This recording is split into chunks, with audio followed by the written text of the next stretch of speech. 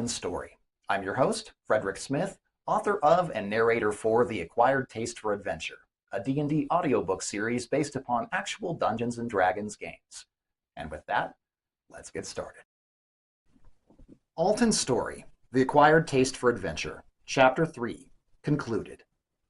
The heroes had cut down half of the goblins, but 3 of the monsters still remained.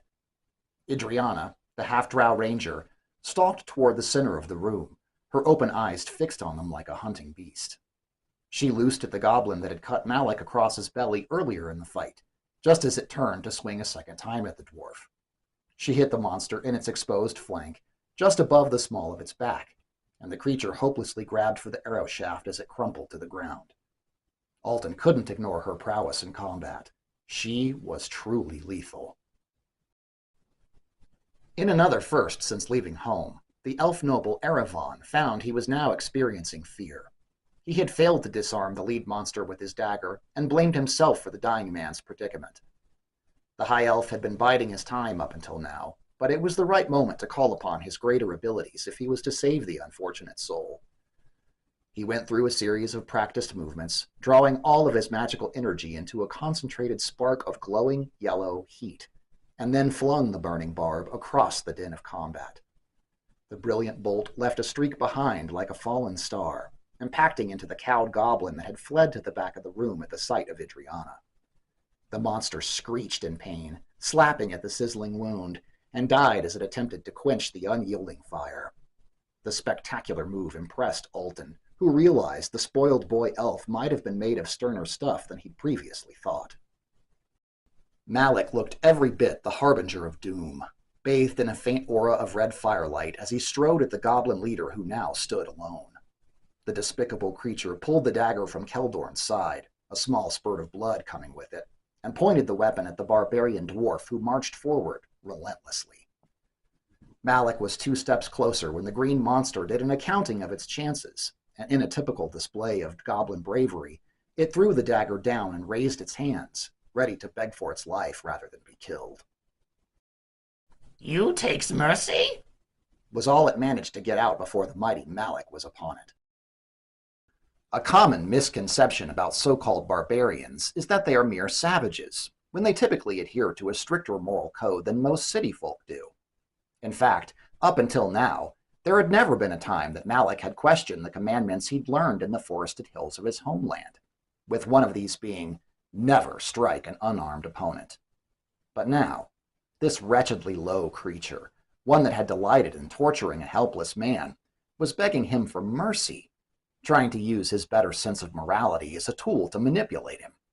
This thing had no understanding of mercy, or honor, or duty to one's clan, and the furious Malik, in that instant, decided to break his practice. Using both hands, the dwarf brought his battle axe around and used the full measure of his upper body strength to sweep it across the monster's knees, upending the creature as the iron went straight through and cleaved both legs out from under it. The monster's body fell to the ground, while Malik used his weapon's momentum to rotate his body full circle, turning on the balls of his feet to bring the axe around a second time, arcing downward to meet the goblin's chest, which was split in twain. Malik looked down and spat upon his crushed enemy, a final insult for its injury. The high elf noble, Erevan, hurried to the man who lay dying on the floor.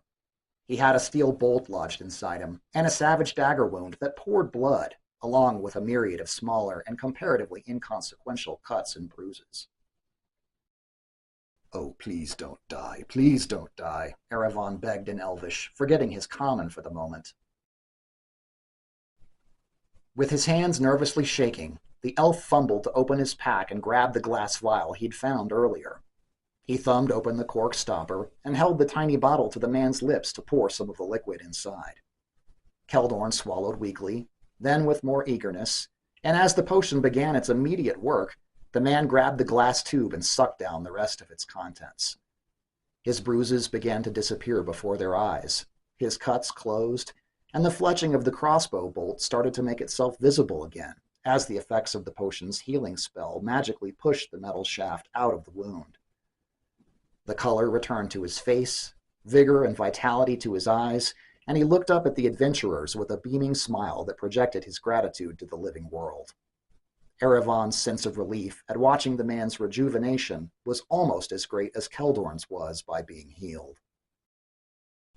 Alton, Jazz, Malik, I couldn't believe me luck when I saw you. I thought I was dead for sure.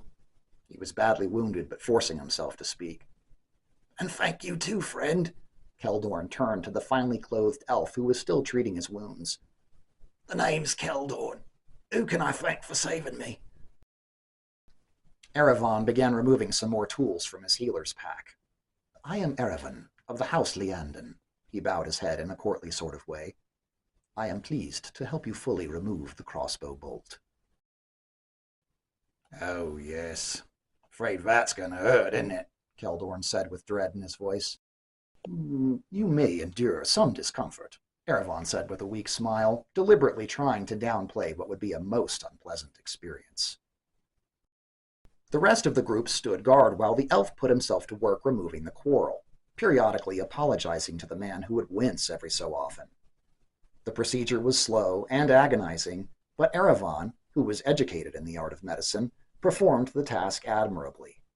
After much effort, the crossbow bolt was out, and though Keldorn needed rest to fully heal, the man was out of any immediate danger. Erevan cleaned off his tools and placed them back into his healer's kit. He smiled as his relief was replaced with a sense of self-satisfaction, as the elf noble finally felt slightly justified for leaving home the way he had.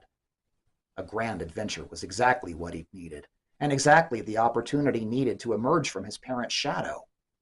Oh, what a story it would make when he returned. He had made friends with a motley group of travelers, and together they had slain evil monsters, even saved a man from dying. Despite the danger, he had faced his fear and carried on through the battle to success.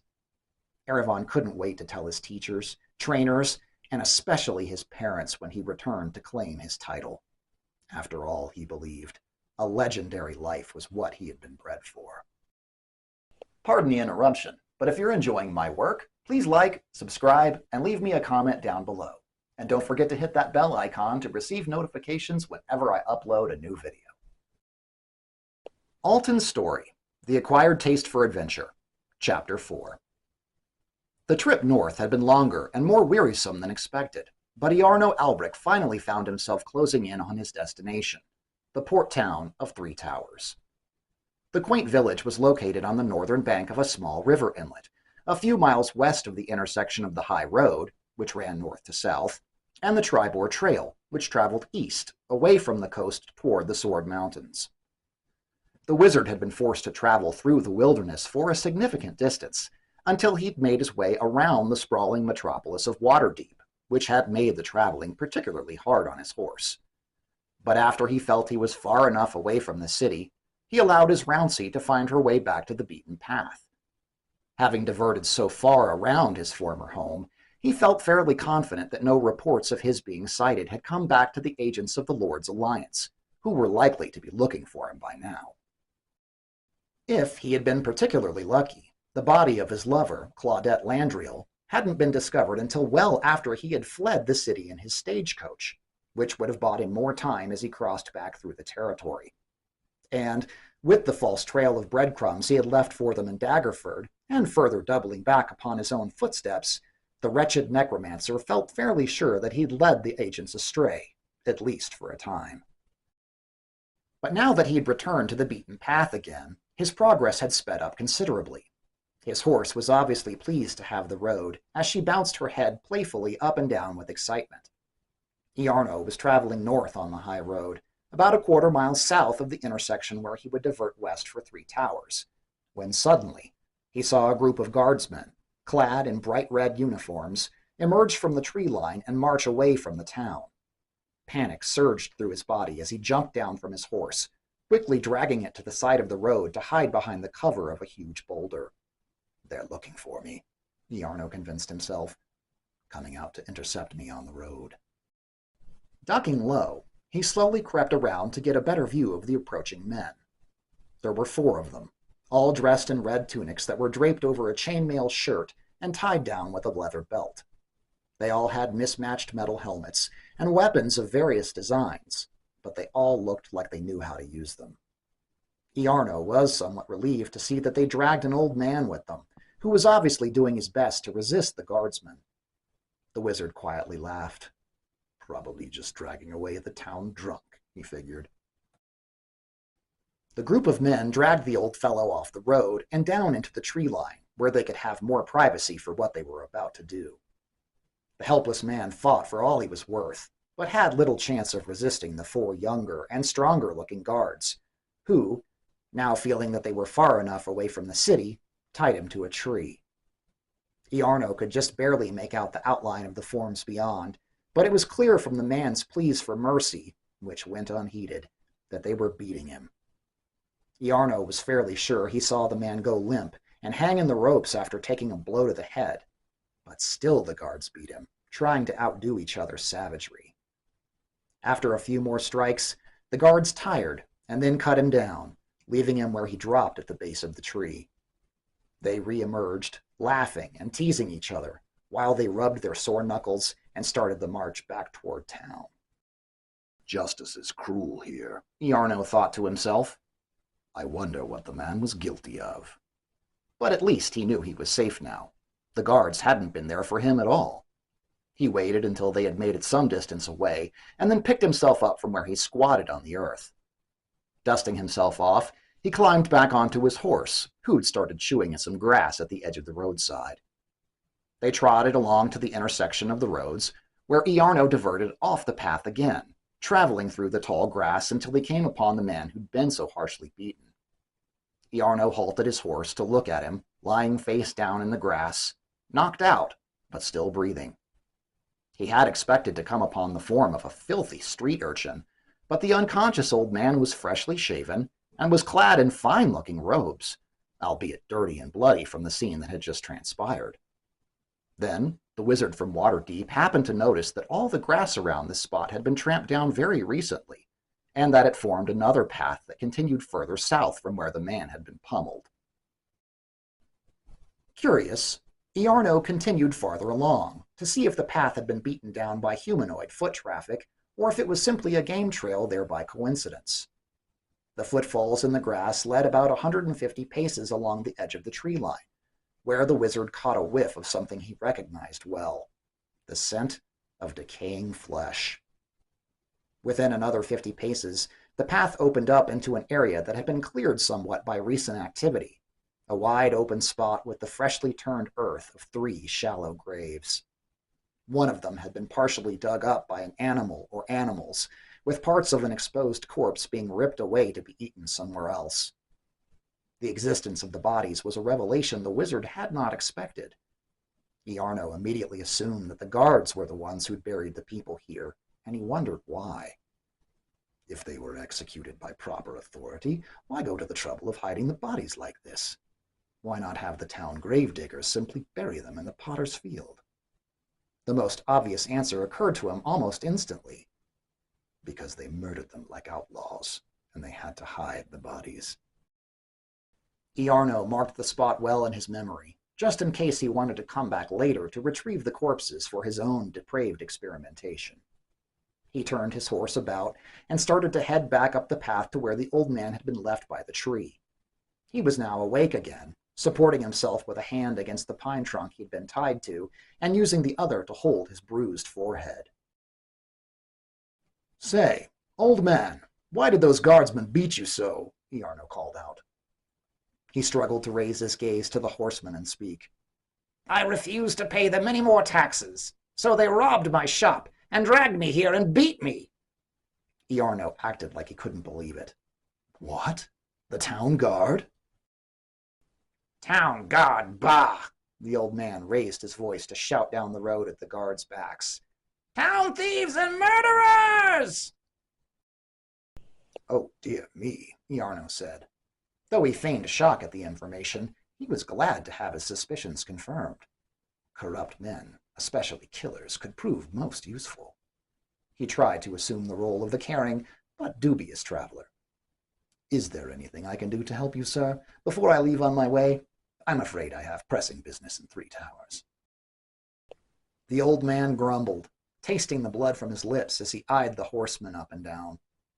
You'd be wise to stay away from there. He stared at Iarno, who didn't say anything back.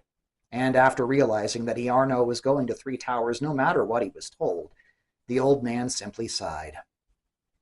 Find Quellen, the blacksmith at the market, and tell her that Rydoth isn't coming back again.